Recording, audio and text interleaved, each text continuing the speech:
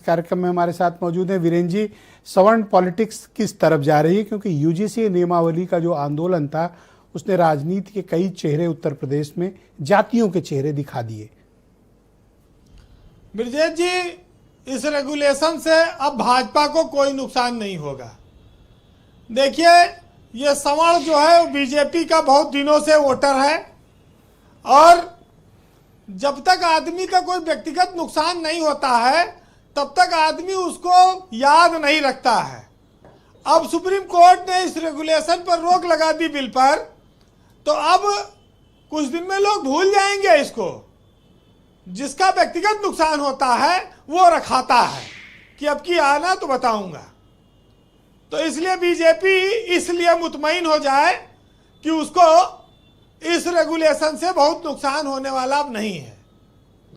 दूसरी बात, गांव गांव तक अब आग फैल जाती है, चूंकि मोबाइल है, सोशल मीडिया है, और उसमें बीजेपी के कट्टर समर्थक भी विरोध में उतर आए थे। लेकिन थोड़े दिन में सब मामला नॉर्मल हो जाएगा। अभी चुनाव बहुत दूर है, फिर ये सब उसी एक के घाट पे पानी पिएंगे। भाई, बीजेपी का कार्यकर्ता तो वो है कि वो घर बैठा है।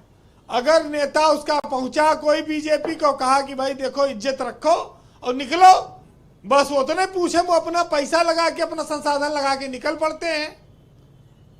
यहाँ तो ठाकुर, पंडित, बनिया, ये सब लोग, लाला, ये सब लोग जो है बहुसंख्यक माने जाते हैं कि ये सब भाजपा के वोटर हैं। ये जाएंगे कहाँ?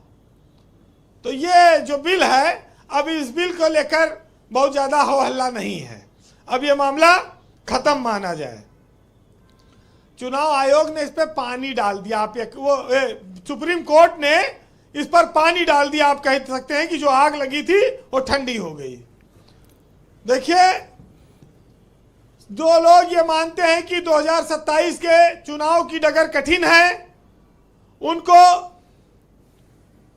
ये बात अभी इतनी जल्दी में नहीं कहना चाहिए, क्योंकि देखिए आज भी जितना मुकाबला है और जो होगा, यूपी में समाजवादी पार्टी और भाजपा का आमने सामने का है और यही आगे मुकाबला होगा।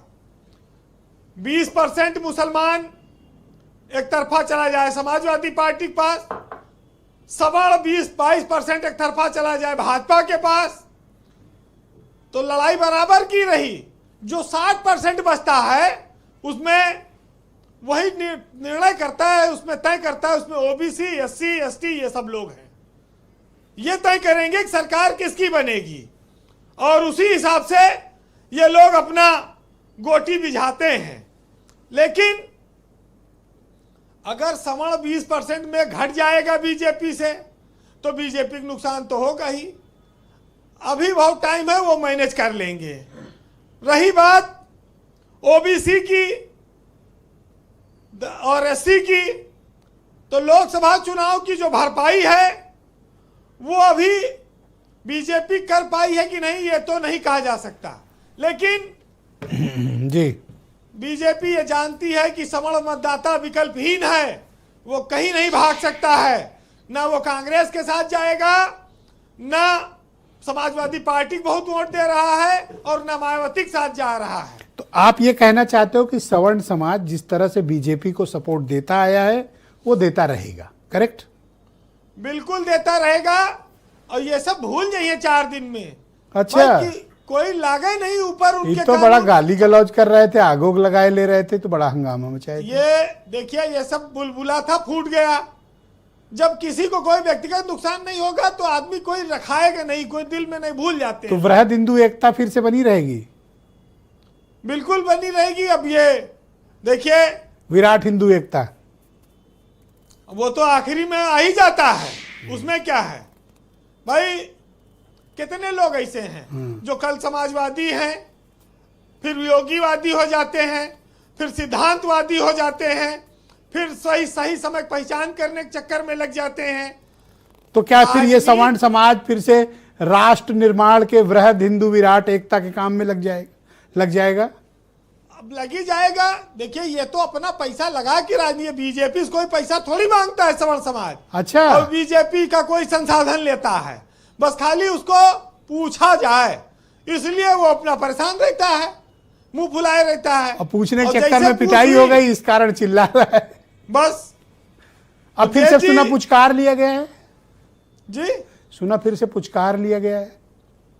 भाई वही तो मैं कह रहा हूं कि झंडा और विचार बहुत देर में बदलता है सवर्ण समाज, इसलिए वो अभी टिका हुआ है वहीं पर।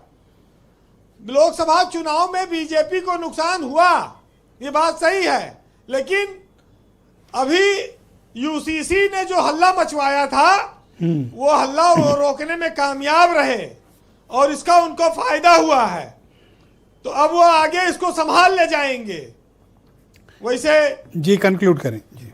देखिए जातिगत मामला जो है वो सांप्रदायिक रंग कई बार ले लेता है। कॉलेजों में जो बच्चे पढ़ने गए उस शिक्षा में ये भेदभावपूर्ण व्यवस्था थी।